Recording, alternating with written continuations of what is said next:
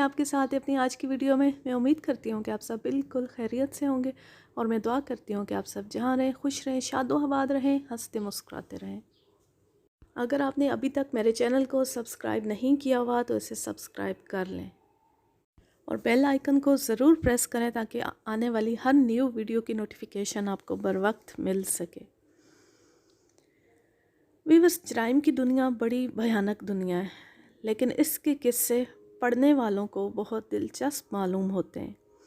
تو آئیے ایک بار پھر جرائم کی دنیا میں چلتے ہیں۔ پرانے قصے، پرانی یادیں، ریٹائرڈ ڈی ایس پی ملک صفدر حیات کی یادداشتوں پر مشتمل آج جو کہانی میں آپ کو سنانے جا رہی ہوں اس کا نام ہے وعدہ معاف۔ وہ موسم بہار کے ابتدائی دن تھے۔ رات کے 11 بجے تھانے سے پیغام ملا کہ قتل کی ایک واردات ہو گئی ہے اور گشت کرنے والی پولیس پارٹی نے قاتل کو گرفتار کر لیا ہے۔ مجھے یاد ہے کہ میں بستر پر لیٹ چکا تھا اور نیند سے پہلے والی خوشگوار کیفیت سے دوچار تھا۔ اس خبر سے جی بہت برا ہوا، لیکن فرض کی آواز پر کان بند نہیں کیے جا سکتے تھے۔ مجرموں کو تھانے دار کی صحت اور آرام کی کیا پرواہ۔ بہرحال اٹھ کر وردی پہنی، بیوی سے جلد آنے کا وعدہ کیا اور تھانے پہنچ گیا۔ جس حوالدار نے ملزم کو گرفتار کیا تھا وہ بہت خوش تھا۔ اس نے مجھے بتایا کہ وہ معمول کے مطابق گشت پر تھا۔ اس کے ساتھ ایک سپاہی بھی تھا۔ گلی سنسان تھی اور زیادہ تر گھروں کی بتیاں بجھی ہوئی تھیں۔ اچانک ایک مکان کے اندر سے دوڑو پکڑو کی آوازیں بلند ہوئیں، ساتھ ہی دوڑنے کی آواز بھی آئی۔ حوالدار سپاہی کے ہمراہ مکان کے دروازے پر پہنچا اور سیٹی بجاتے ہوئے دروازہ کھٹکھٹایا۔ اس کے ہاتھ مارنے سے دروازہ کھل گیا۔ ایک آدمی جو دوڑتا ہوا دروازے کی طرف آ رہا تھا پولیس کو دیکھ کر رکا اور تیزی سے اپنا راستہ تبدیل کر لیا۔ حوالدار اس کے پیچھے دوڑا اور اسے رکنے کا حکم دیا۔ صحن میں درخت اگے ہوئے تھے۔ دوڑنے والا درختوں کی تاریکی میں غائب ہو گیا اور دوسرے ہی لمحے دیوار پر چڑھ کر گلی میں کود گیا۔ حوالدار بھاری جسم کا آدمی تھا، اس کے لیے دیوار پھاندنا مشکل تھا۔ وہ واپس دروازے کی طرف دوڑا اور گلی میں پہنچ کر دوڑنے والے کو پہلے وارننگ دی، پھر فائر کر دیا۔ فائر کا محرک اس شخص کا شور تھا جو ملزم کا پہلے سے تعاقب کر رہا تھا۔ وہ کہہ رہا تھا، یہ قاتل ہے، اسے پکڑو، اس نے قتل کر دیا ہے، یہ جانے نہ پائے۔ گولی ملزم کی ران میں لگی اور وہ وہیں ڈھیر ہو گیا۔ شور اور فائر کی آواز سن کر پورا محلہ جاگ گیا۔ پتہ یہ چلا کہ ملزم نے ایک نوجوان جوڑے کو، جن کی کچھ دن قبل شادی ہوئی تھی، قتل کر دیا تھا اور دونوں کی لاشیں باورچی خانے میں پڑی تھیں۔ مرد کا نام منور حسین اور اس کی بیوی کا نام ممتاز بیگم معلوم ہوا۔ ان کا بچہ کوئی نہیں تھا۔ میں نے حوالدار سے پوچھا، ملزم کہاں ہے؟ اسے میں نے مرہم پٹی کے لیے اسپتال بھجوایا ہے، حوالدار نے جواب دیا۔ اس کی حالت خطرے سے باہر ہے۔ محلے والوں نے اسی وقت اس کے زخم پر پٹی باندھ دی تھی۔ ان لوگوں نے انسانی ہمدردی کا صحیح مظاہرہ کیا تھا۔ مجرم کو سزا دینا عدالت کا کام ہے اور اگر مجرم زخمی ہو تو مرہم پٹی اس کا حق ہے۔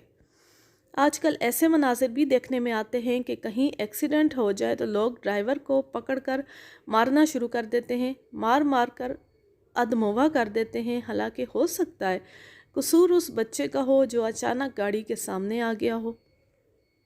بہرحال حوالدار کی زبانی ساری بات سننے کے بعد میں نے اسے ساتھ لیا اور جائے وقوعہ پر پہنچ گیا۔ وہاں ایک ASI اور چند سپاہی پہلے سے موجود تھے۔ مکان کے باہر خاصی تعداد میں لوگ جمع تھے اور گھر کے اندر سے رونے پیٹنے کی آوازیں آ رہی تھیں۔ ASI نے مجھے بتایا کہ اس نے کافی حد تک ضابطے کی کارروائی مکمل کر لی تھی، تاہم ابھی تک لاشوں کو اپنی جگہ سے نہیں ہٹایا تھا۔ مکان کا صحن خاصا کشادہ تھا۔ باورچی خانہ رہائشی کمروں سے ہٹ کر بنا ہوا تھا۔ اس کا سائز ایک درمیانے کمرے کے برابر تھا۔ اس میں 2 دروازے اور 1 کھڑکی تھی۔ ایک چھوٹی ایک چھوٹی سی کھڑکی ساتھ والے مکان کی طرف کھلتی تھی۔ واضح طور پر اہل خانہ کے پڑوسیوں سے خاصے خوشگوار تعلقات تھے۔ اس وقت وہ کھڑکی بند تھی۔ لاشیں ماں آلات قتل کے باورچی خانے کے وسط میں پڑی تھیں۔ آلات قتل میں نے اس لیے کہا کہ قتل کے لیے 2 چیزیں استعمال کی گئی تھیں۔ ان میں سے ایک تو گوشت کاٹنے کی خنجر نما چھری تھی اور دوسری جلانے کی ایک لکڑی تھی۔ وہ 2 فٹ لمبی خاصی بھاری لکڑی تھی۔ یہ بات حیرت میں ڈالنے والی تھی۔ اگر قاتل ایک تھا تو اس نے قتل کے لیے 2 چیزیں کیوں استعمال کی؟ اس مختصر تفصیل کے بعد اب میں آپ کو لاشوں کی کیفیت بتاتا ہوں۔ عورت کی لاش مرد کی لاش کے نیچے دبی ہوئی تھی، پوری طرح نہیں، صرف جزوی طور پر۔ عورت چت پڑی ہوئی تھی اور مرد کا سر اس کے پیٹ کے اوپر تھا۔ عورت کے جسم پر چھری کے 5 زخم آئے تھے اور اس کے آس پاس کثیر مقدار میں خون پھیلا ہوا تھا۔ خون آلود چھری مرد کے سر کے قریب پڑی تھی۔ مرد کے سر پر لکڑی سے 2 چوٹیں لگائی گئی تھیں۔ یہ تفصیل طبی رپورٹ میں بتائی گئی تھی اور یہ لکڑی مرد کی ٹانگوں کے پاس پڑی تھی۔ چونکہ عورت کی لاش نیچے تھی اس لیے واضح طور پر پہلے اسے قتل کیا گیا تھا۔ ASI جو اس صورتحال پر کافی غور کر چکا تھا بولا، ملک صاحب، معلوم ہوتا ہے کہ عورت باورچی خانے میں اکیلی تھی۔ قاتل نے پہلے اسے قتل کیا اور جب چیخیں سن کر اس کا شوہر یہاں پہنچا تو قاتل نے اسے بھی قتل کر دیا۔ ہاں، ہو سکتا ہے، میں نے کہا، لیکن یہ چھری اور لکڑی والا معاملہ سمجھ میں نہیں آیا۔ عورت کو قتل کرنے کے بعد گھات لگا کے کھڑا ہو گیا۔ میرا خیال ہے کہ اس نے بتی بجھا دی ہوگی اور اس دروازے کے پیچھے کھڑا ہو گیا ہوگا۔ اندھیرے میں چھری کے بجائے لکڑی زیادہ مہلک ثابت ہو سکتی ہے۔ سر کی پشت پر چوٹوں کے نشان بھی اس تھیوری کی تصدیق کرتے ہیں۔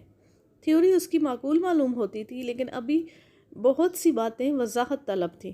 میں نے پوچھا، کیا کوئی چیز بھی چوری ہوئی ہے؟ ابھی تک کسی چیز کی چوری کا انکشاف نہیں ہوا۔ گھر والے کہتے ہیں کہ کوئی چیز چوری نہیں ہوئی۔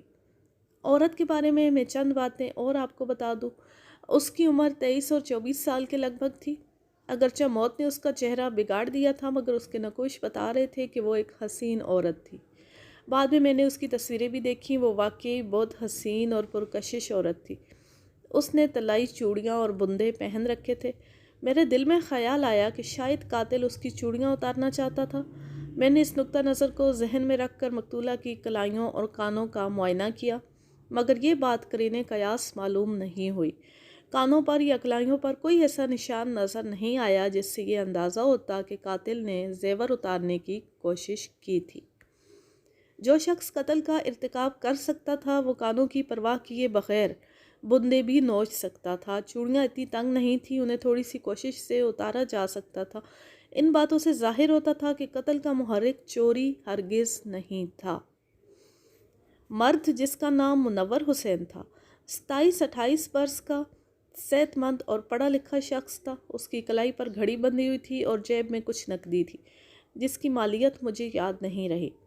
اس بات کے بتانے کا مقصد یہ ہے کہ قاتل نے اس کی قیمتی چیزوں کو بھی ہاتھ نہیں لگایا تھا، لہٰذا اس قتل کا محرک نئی یا پرانی دشمنی تھی۔ ضابطے کی کارروائی مکمل کرنے کے بعد میں نے آلات قتل اپنی تحویل میں لے لیے اور لاشیں پوسٹ مارٹم کے لیے بھجوا دیں۔ اگلی صبح ملزم کو اسپتال سے فارغ کر دیا گیا۔ جب میں تھانے پہنچا تو وہ حوالدار کے کمرے میں فرش پر بیٹھا تھا۔ اسے دیکھ کر مجھے تعجب ہوا۔ وہ 23-24 سال کا دبلا پتلا سا نوجوان تھا۔ اس کے چہرے پر زردی کھنڈی ہوئی تھی اور وہ خاصا خوفزدہ دکھائی دیتا تھا۔ حوالدار نے مجھے بتایا کہ اس کی ہڈی محفوظ رہی تھی۔ میں اسے دیکھ کر حیران ہو رہا تھا۔ گزشتہ رات میں نے واردات کا جو بھیانک نقشہ دیکھا تھا، وہ چہرہ اس واردات سے کوئی مطابقت نہیں رکھتا تھا۔ اوئے، کیا دشمنی تھی تمہاری ان سے؟ میں نے پوچھا۔ کیوں قتل کر دیا تم نے ان دونوں کو؟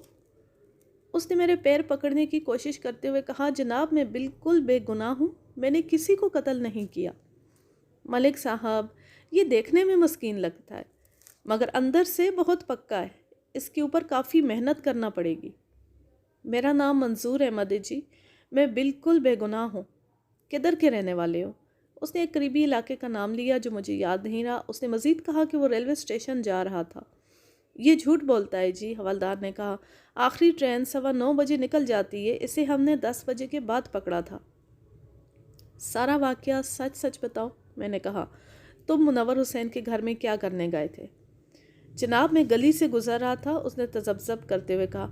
اچانک پکڑو پکڑو کا شور اٹھا، پھر ایک آدمی دوڑتا ہوا میرے قریب سے گزر گیا۔ اتنے میں رائفل چلنے کی آواز آئی اور مجھے لگا جیسے جلتا ہوا انگارہ میری ران میں گھس گیا ہو۔ میں زمین پر گر کر تڑپنے لگا۔ شور سن کر لوگ اکٹھے ہو گئے۔ ایک بھلے آدمی نے میرے زخم پر کپڑا باندھ دیا، پھر آپ کے سپاہی مجھے اسپتال لے گئے۔ جناب میں بالکل بے گناہ ہوں۔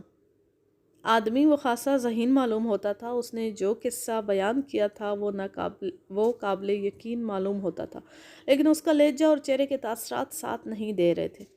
میں نے پوچھا، کیا وہ آدمی سامنے سے دوڑتا ہوا آ رہا تھا؟ جی ہاں، سامنے سے ہی آیا تھا۔ تم نے اسے روکنے کی کوشش کیوں نہیں کی؟ جی مجھے تو کچھ پتہ ہی نہیں چلا کہ کیا معاملہ ہے۔ ادھر وہ آدمی میرے پاس سے گزرا، ادھر مجھے گولی لگ گئی۔ تم ادھر کیا کرنے آئے تھے؟ نوکری تلاش کرنے آیا تھا جی۔ میرے استفسار پر حوالدار نے بتایا کہ اس کی جیب سے پھوٹی کوڑی بھی نہیں نکلی تھی، وہ بالکل خالی ہاتھ تھا۔ تم واپس کیسے جاتے؟ تمہارے پاس تو کرائے کے پیسے بھی نہیں تھے۔ جناب میری جیب کٹ گئی تھی، اس لیے میں بس پر سفر نہیں کر سکتا تھا۔ اسٹیشن پہنچا تو ٹرین نکل چکی تھی۔ اوئے، ابھی تو تم نے کہا کہ تم اسٹیشن جا رہے تھے اور اب کہتے ہو کہ ٹرین نکل چکی تھی۔ دونوں باتیں صحیح ہیں جی، میں اسٹیشن سے شہر گیا تھا اور شہر سے واپس اسٹیشن جا رہا تھا۔ اسٹیشن سے شہر کیوں گئے تھے اور شہر سے واپس اسٹیشن کیوں جا رہے تھے؟ روٹی ٹکڑ کی تلاش میں شہر گیا تھا اور رات گزارنے کے لیے واپس اسٹیشن جا رہا تھا۔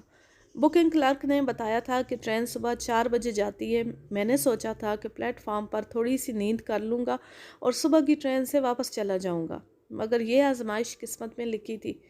باتیں وہ بڑی سمجھداری کی کر رہا تھا۔ میں نے پوچھا، مگر ٹرین پر تم کس طرح سفر کرتے؟ جیب تو تمہاری خالی ہے۔ حضور ٹرین پر تو آدمی بغیر ٹکٹ بھی سفر کر سکتا ہے، پکڑا بھی جائے تو کوئی ٹی ٹی بابو کی منت کر لیتا ہے۔ جیب تمہاری کیسے کٹ گئی تھی؟ میں ادھر سینما کی لائن میں لگا ہوا تھا، ٹکٹ کے پیسے میرے ہاتھ میں تھے، باقی پیسے جیب میں تھے۔ رش بہت تھا، بندے پر بندہ چڑھا ہوا تھا۔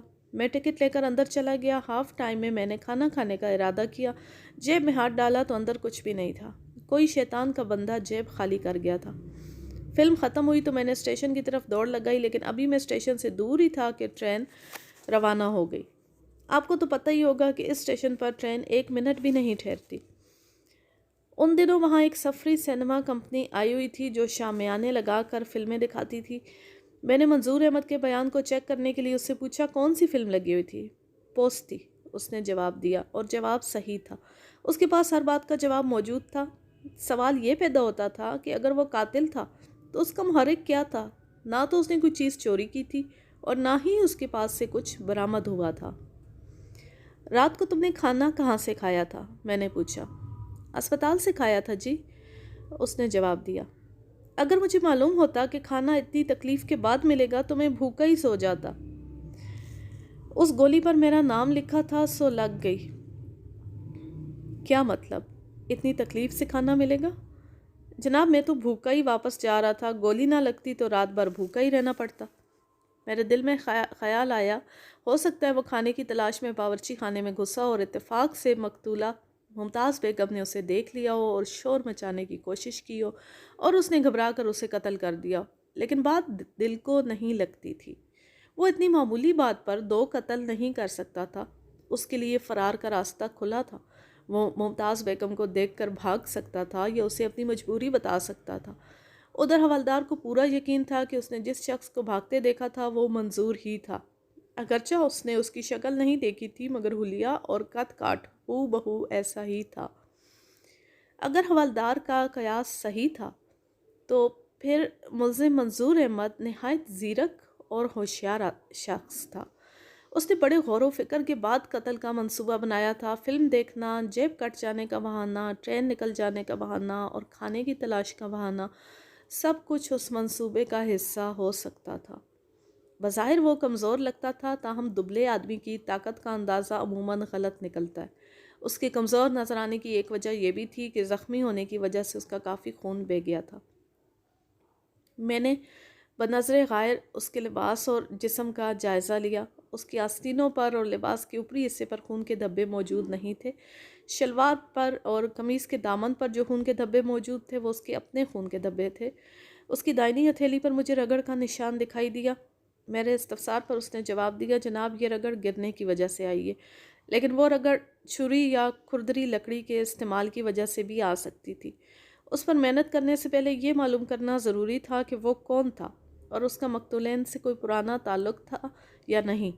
نیز ابھی قتل کے محرک کا اندازہ بھی نہیں ہو سکا تھا۔ اچانک ایک بات مجھے یاد آئی۔ میں نے حوالدار سے پوچھا، رات کو جو شخص پکڑو پکڑو کا شور مچا رہا تھا اور اس کے پیچھے بھاگ رہا تھا وہ کہاں ہے؟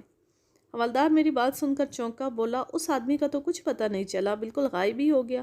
ممکن ہے کہ گواہی دینے سے گھبرا گیا ہو، میں نے کہا، لیکن ملک صاحب وہ تو گھر کا آدمی تھا، اس مکان کے اندر تھا، دوبارہ اس کی آواز ہی نہیں سنی۔ اسے دوڑتے ہوئے دیکھا بھی تھا، لیکن پھر میں اس کے پیچھے لگ گیا اور اس کا خیال میرے ذہن سے نکل گیا۔ وہاں بہت سے لوگ اکٹھے ہو گئے تھے، وہ بھی ان میں شامل ہوگا، لیکن وہ آگے نہیں آیا، اور آپ کا خیال ٹھیک ہی معلوم ہوتا ہے، وہ گواہی دینے سے گھبراتا ہوگا۔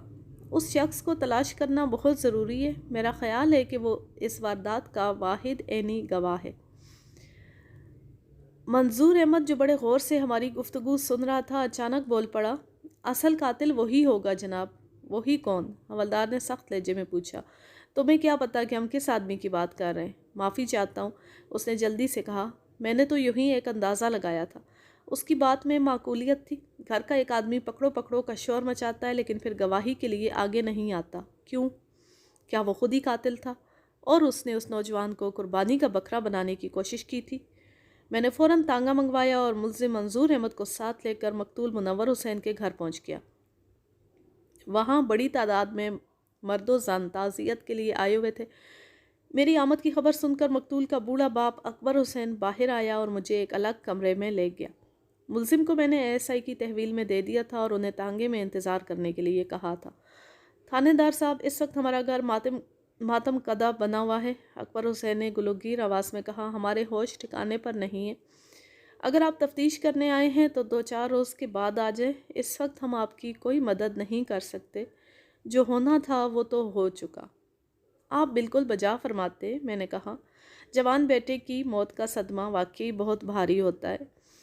اللہ آپ کو صبر عطا کرے، میں تفتیش وغیرہ کرنے نہیں آیا۔ یہ تو آپ کو پتہ ہی ہے کہ رات ہم نے ایک آدمی کو جو آپ کے مکان سے نکل کر بھاگ رہا تھا گرفتار کیا تھا۔ وہ اپنا نام منظور احمد بتاتا ہے اور صحت جرم سے انکاری ہے۔ اس کا کہنا ہے کہ وہ گلی سے گزر رہا تھا کہ اس کو گولی لگ گئی اور سپاہی اس سے گرفتار کر کے لے گیا۔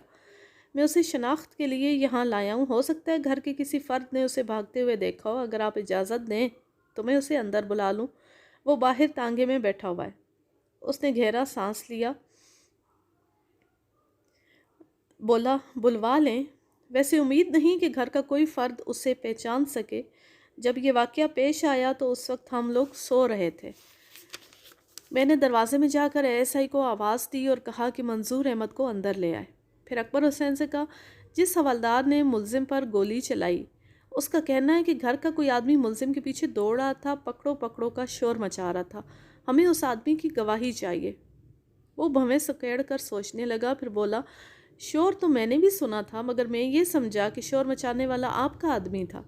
اب آپ کے کہنے سے یاد آ رہا ہے کہ شور سین کے اندر سے سنائی دیا تھا، مگر وہ آدمی کون ہو سکتا ہے؟ گزشتہ رات گھر میں کتنے افراد تھے؟ اس نے گلوگیر آواز میں جواب دیا، جو 2 اللہ کو پیارے ہو گئے، ان کے علاوہ کل 4 افراد تھے، میں، میری گھر والی، میری بیٹی رضیہ اور چھوٹا بیٹا تنویر۔ آپ ان افراد کو یہاں بلا لیں تاکہ وہ بھی ملزم کو دیکھ لیں، اس سے زیادہ میں آپ کو کوئی تکلیف نہیں دوں گا۔ منظور احمد ASI کی نگرانی میں ایک کمرے میں پہنچ گیا۔ وہ زخمی ہونے کی وجہ سے سہارے کے بغیر نہیں چل سکتا تھا۔ اکبر حسین اپنے بیوی بچوں کو بلا لایا۔ رضیہ کی عمر 19-20 سال کے لگ بھگ تھی، تنویر اس سے چھوٹا تھا، اس کی عمر 13 یا 14 سال کے قریب معلوم ہوتی تھی۔ ان سب نے اجنبی نظروں سے منظور احمد کو دیکھا۔ اکبر حسین کی معمر بیوی، جس کی نظر کمزور تھی، دیر تک منظور احمد کو گھورتی رہی۔ پتہ نہیں یہ تھا یا کوئی اور تھا، اس نے کہا، کل 11-12 بجے ایک آدمی ممتاز سے ملنے تو آیا تھا، اس وقت میرے اور دلہن کے سوا گھر میں اور کوئی نہیں تھا، یہ سب اپنے اپنے کاموں پر گئے ہوئے تھے۔ میں نے دیکھا منظور احمد فرش پر بیٹھ گیا تھا اور اس نے سر نیچے کر لیا تھا۔ کیا دلہن نے بتایا نہیں کہ ملنے والا کون تھا؟ اس نے کہا تھا کہ وہ منور کا کوئی دوست تھا۔ باقی افراد نے بھی منظور احمد کو نہیں بھیجا۔ آج کے لیے بس اتنا ہی۔ دوہرے قتل کی یہ لرزہ خیز واردات اس لحاظ سے بھی مختلف ہے کہ اس میں قاتل موقع سے پکڑا گیا ہے۔